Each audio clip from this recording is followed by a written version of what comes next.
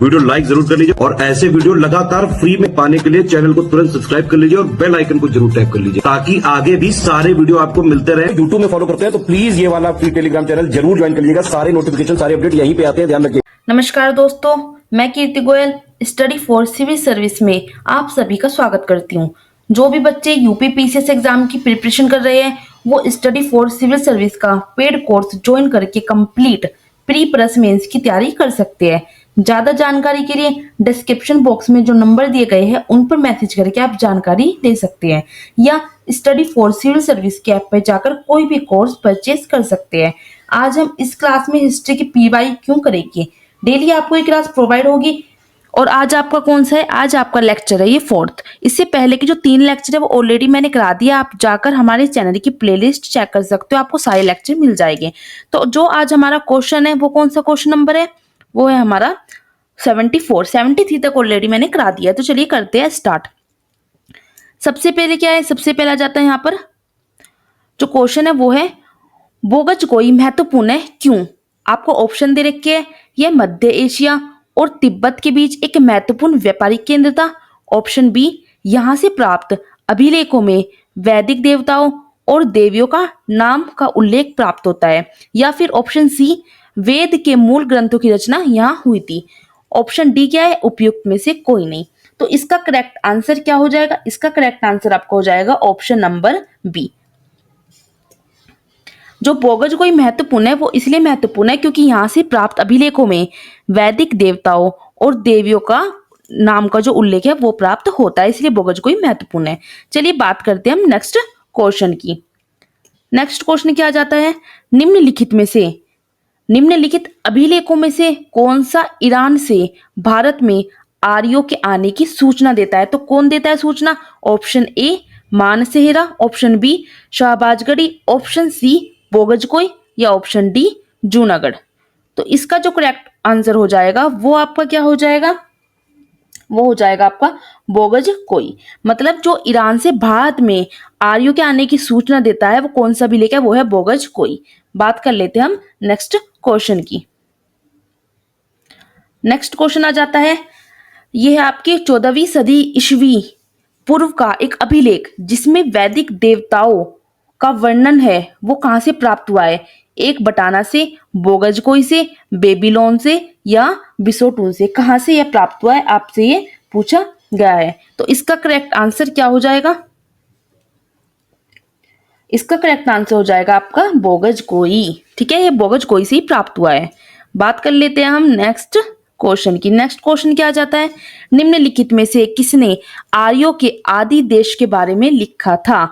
आर्यों के आदि देश के बारे में किसने लिखा था। Option A Shankaracharya, option B Annie Besant, option C Vivekananda या ऑप्शन डी बाल गंगाधर तिलक। तो इसका करेक्ट आंसर क्या हो जाएगा, इसका करेक्ट आंसर हो जाएगा आपका बाल गंगाधर तिलक।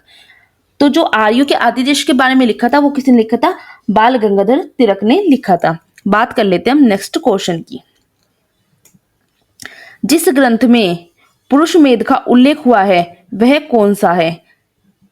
जिस ग्रंथ में पुरुष मेध का उल्लेख हुआ है कौन सा है। Option A Krishna Yajurveda, option B Shukla Yajurveda, option C Shatapatha Brahmana, option D पंचविश ब्राह्मण। तो इनमें से करेक्ट आंसर कौन सा हो जाएगा, इसका जो करेक्ट आंसर है वो आपका हो जाएगा शतपथ ब्राह्मण। तो शतपथ ब्राह्मण जो है इस ग्रंथ में पुरुष मेध का उल्लेख हुआ है। बात कर लेते हैं अब हम नेक्स्ट क्वेश्चन की। नेक्स्ट क्वेश्चन क्या है, उत्तर वैदिक काल में निम्नलिखित में से किसको आर्य संस्कृति का धुरंधर समझा जाता था। अंग या मगध को, कौशल या विद्य को, कुरु या पंचाल को, मत्स्य या सूरसेन को। तो पूछा है कि इसमें से किसको समझा जाता था। तो आपने यहाँ पे आंसर देख ही रहे होगे, यहाँ पे देखिए सारे आंसर भी दे रखे हैं। तो 79 का हो जाएगा ए, अंग और मगध को जो है समझा जाता था। बात कर लेते हैं अब हम नेक्स्ट क्वेश्चन की।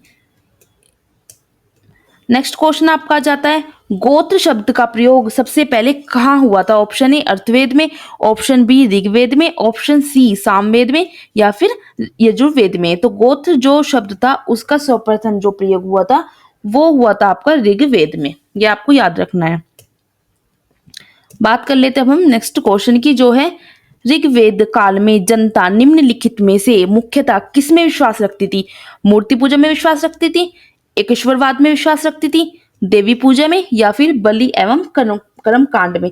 किस में जो है विश्वास रखती थी? तो मैं आपको बता दूं, तो ऋग्वेद काल में जो जनता थी वो बलि और कर्म कांड में विश्वास रखती थी। ऑप्शन डी इसका क्या हो जाएगा? करेक्ट आंसर हो जाएगा। बात कर लेते हैं अब हम नेक्स्ट क्वेश्चन की। नेक्स्ट क्वेश्चन में क्या है? ऋग्वेद में उल्लिखित प्रसिद्ध 10 राजाओं का युद्ध है वो किस नदी के किनारे लड़ा गया था? जो ऋग्वेद में है उसमें जो उल्लेखित है 10 राजाओं का युद्ध, तो पूछा गया है कि वो किस नदी के किनारे लड़ा गया था? परुष्णी नदी के किनारे, सरस्वती नदी के किनारे, विपाशा के, या अस्किनी? ये कौन सी नदियां है? ये वैदिक काल की नदियां है सारी, ठीक है ना। आपको पता है विपाशा को क्या कहते हैं? व्यास नदी कहते हैं, ठीक है। परुष्णी को रावी कहते हैं, अस्किनी को क्या कहते हैं? चिनाब कहते हैं। ये मैंने आपको जो शॉर्ट मैंने वीडियो अपलोड की है जिसमें मैं आपको हिस्ट्री का जो है कोई भी फैक्ट बताती हूँ उसमें मैंने आपको बताया है। तो ऋग्वेद में 10 राजाओं के युद्ध का जो किस नदी के किनारे लड़ा गया था यह पूछा गया है। तो इसका करेक्ट आंसर क्या हो जाएगा? ये परुष्णी नदी के किनारे लड़ा गया था जिसको रावी नदी भी कहते हैं, ठीक। अब बात करते हैं हम नेक्स्ट क्वेश्चन की। निम्नलिखित में से किस नदी को ऋग्वेद में माते तमा, देवी तमा एवं नदी तमा संबोधित किया गया है? तो वो कौन सी नदी है? सिंधु को कहा गया है, सरस्वती को, वितस्ता को, या फिर यमुना को? तो पूछा गया है कौन सी नदियों को यह कहा गया है। तो इसका करेक्ट आंसर क्या हो जाएगा? यह कहा गया है सरस्वती नदी को। बात कर लेते हैं अब हम नेक्स्ट क्वेश्चन की। नेक्स्ट क्वेश्चन क्या आ जाता है? प्राचीन काल में आर्यों के जीविका उपार्जन करते थे उसका मुख्य साधन क्या था? कृषि, शिकार, शिल्पकर्म, या फिर व्यापार? तो इसका जो है करेक्ट आंसर क्या हो जाएगा? इसका जो करेक्ट आंसर हो जाएगा वो हो जाएगा आपका शिकार। प्राचीन काल में जो आर्यों के जीने का मुख्य साधन था वो था उनका शिकार करना।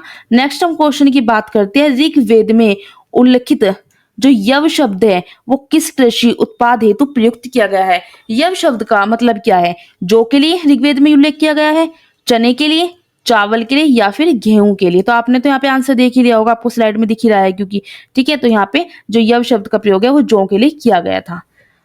बात कर लेते हैं अब हम नेक्स्ट क्वेश्चन की। नेक्स्ट क्वेश्चन में आपसे क्या पूछा है? नेक्स्ट क्वेश्चन में पूछा है आपसे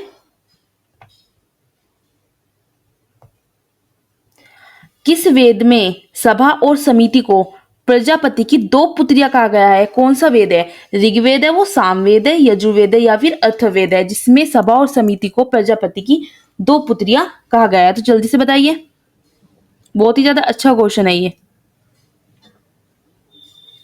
तो ये कहा गया है अथर्ववेद में, ठीक है। नेक्स्ट हम क्वेश्चन की बात करते हैं। नेक्स्ट क्वेश्चन क्या आ जाता है? जो आयुर्वेद है, ठीक है, आयुर्वेद अर्थात जीवन के विज्ञान का, उसका उल्लेख सबसे पहले किस में मिलता है? आरण्यक में मिलता है, सामवेद में, यजुर्वेद में, या फिर अथर्ववेद में? किस में जो है उसका जो है वर्णन मिलता है? तो इसका करेक्ट आंसर क्या हो जाएगा? इसका करेक्ट आंसर हो जाएगा वही अथर्ववेद में मिलता है। नेक्स्ट हम क्वेश्चन की बात करते हैं। नेक्स्ट क्वेश्चन क्या है? ऋग्वेदिक धर्म था। ऋग्वेदिक धर्म क्या था? बहुदेववादी था, एकेश्वरवादी था, अद्वैतवादी था, या निवृत्त मार्गी था? क्या था? तो यह जो था ऋग्वेदिक धर्म बहुदेववादी था। तो करेक्ट आंसर क्या हो जाएगा आपका? ए। नेक्स्ट हम क्वेश्चन की बात करते हैं। इसमें पूछा गया है सर्वाधिक ऋग्वेदिक सूक्त जो है वो समर्पित है, किसको समर्पित है? अग्नि को समर्पित है, इंद्र को, रुद्र को, या फिर विष्णु को? इसका जो आपका करेक्ट आंसर वो हो जाएगा, क्या हो जाएगा? इंद्र को। सर्वाधिक जो ऋग्वेदिक सूक्त है वो इंद्र को जो है समर्पित है। बात कर लेते हैं हम नेक्स्ट क्वेश्चन की। ऋग्वेद में सर्वाधिक संख्या में मंत्र जो है वो संबंधित है, किससे संबंधित है? अग्नि से, वरुण से, विष्णु से, या फिर यम से? तो इसका जो करेक्ट आंसर आपका क्या हो जाएगा? अग्नि से। ऋग्वेद में जो सबसे ज्यादा मंत्र है वो अग्नि से संबंधित है। नेक्स्ट अब हम क्वेश्चन की बात कर लेते हैं। निम्नलिखित में से ऋग्वेद में युद्ध देवता समझा जाता है? अग्नि को, इंद्र को, सूर्य को, या फिर वरुण को? 91 का देखिए यहाँ पे बी है, आंसर तो दिख रही है। तो यहाँ पे इंद्र को जो है युद्ध देवता समझा जाता था। बात कर लेते हैं अब हम नेक्स्ट क्वेश्चन की। 92 क्वेश्चन पे आ जाते हैं। क्वेश्चन क्या पूछा है आपसे? क्वेश्चन पूछा है वैदिक देवता इंद्र के विषय में निम्नलिखित कथनों पर विचार कीजिए। इंद्र देवता, वैदिक देवता जो इंद्र, इनके विषय में है। ठीक है। तो ये झंझावत के देवता थे, झंझावात के देवता थे, या पापियों को दंड देते थे, नैतिक आचार संहिता के संरक्षक थे, या फिर वर्षा के देवता थे। अब इंद्र के बारे में आपको इतना तो पता ही है कि वर्षा के देवता थे, ठीक है। तो यहाँ पे पूछा गया है ए ऑप्शन क्या है, 1 और 2 सही है या 2 और 3 सही है, 2 व 4 सही है या फिर 1 और 4 सही है। तो आपको बताना है इसमें कौन सा जो है कथन सही है। तो इसमें आपको पता है जैसे वर्षा के देवता थे तो सबको ही पता है। अब डी मतलब फोर्थ वाला किसमें है, फोर्थ वाला सिर्फ इसमें आ रहा है, इसमें आ रहा है, और ये झंझावात के देवता भी थे। तो इसमें आपका करेक्ट आंसर हो जाएगा डी, 1 और 4 सही है, ये वाला सही है, और एक वर्षा के देवता ये सही है। चलिए बात कर लेते हैं अब हम नेक्स्ट क्वेश्चन की। नेक्स्ट क्वेश्चन क्या जाता है आपका, 800 से 600 ईसा पूर्व का जो काल था वो किस युग से जुड़ा है, ब्राह्मण युग से, सूत्र युग से, रामायण युग से, या फिर महाभारत युग से, किस युग से जुड़ा है। तो यह है आपका किस युग से जुड़ा है, ये ब्राह्मण युग से जुड़ा है। 800 से 600 ईसा पूर्व का जो काल है। बात कर लेते हैं अब हम नेक्स्ट क्वेश्चन की। नेक्स्ट क्वेश्चन में क्या जाता है, यह जो आंध्र मतलब कि सातवाहन शासकों के इतिहास की जानकारी के लिए अधिक विश्वसनीय माना गया है, किसको माना गया है, विष्णु पुराण को माना गया है, शिव पुराण को माना गया है, मत्स्य पुराण को माना गया है, या फिर यजुर्वेद को, किसको माना गया है। तो आपका 94 का करेक्ट आंसर क्या हो जाएगा, यह मत्स्य पुराण को माना गया है, जो आंध्र जिसको सातवाहन कहते थे, इन शासकों के इतिहास की जानकारी के लिए। अब हम बात कर लेते हैं नेक्स्ट क्वेश्चन की। नेक्स्ट क्वेश्चन क्या जाता है, गायत्री मंत्र के नाम से प्रसिद्ध जो मंत्र है वो सर्वप्रथम किस ग्रंथ में मिलते हैं, भगवत गीता में मिलते हैं, अर्थवेद में मिलते हैं, ऋग्वेद में मिलते हैं, या फिर मनु स्मृति में मिलते हैं। तो इसका आपका करेक्ट आंसर क्या हो जाएगा, ये ऋग्वेद में मिलते हैं, गायत्री मंत्र के नाम से प्रसिद्ध जो मंत्र है।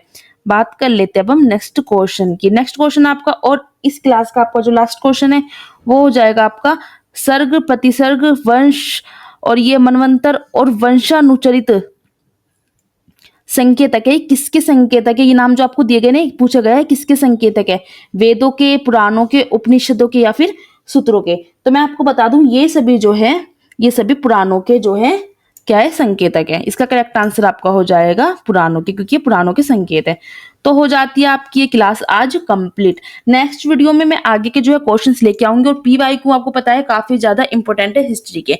देखिए मैं आपको एक बात बता देती हूँ, अगर आप UPPCS, ठीक है, BEO, RO, ARO, इन सब की प्रिपरेशन कर रहे हैं या आगे इनकी प्रिपरेशन करने को सोच रहे हैं, ठीक है, तो इसके लिए आपके जो बेस्ट प्लेटफॉर्म है मैं आपको बता देती हूँ, स्टडी फॉर सिविल सर्विस है। अगर आपको PCS, RO, ARO, BEO की सिलेक्शन तक की तैयारी करनी है तो सिर्फ और सिर्फ आप स्टडी फॉर सिविल सर्विस के पेड ग्रुप को ज्वाइन करें, और उसको स्ट्रिक्टली एग्जाम तक अगर आपने फॉलो कर लिया तो सिलेक्शन आराम से हो सकता है, ठीक है। तो जल्दी से आप ज्वाइन कर लिए स्टडी फॉर सिविल सर्विस का पेड कोर्स, और अपनी तैयारी को सुनिश्चित करें। और मिलते हैं अब हम नेक्स्ट वीडियो में न्यू क्वेश्चंस के साथ, और ये जो है अपने क्वेश्चंस आप तैयार करते रहिए। चलिए मिलते हैं हम नेक्स्ट वीडियो में।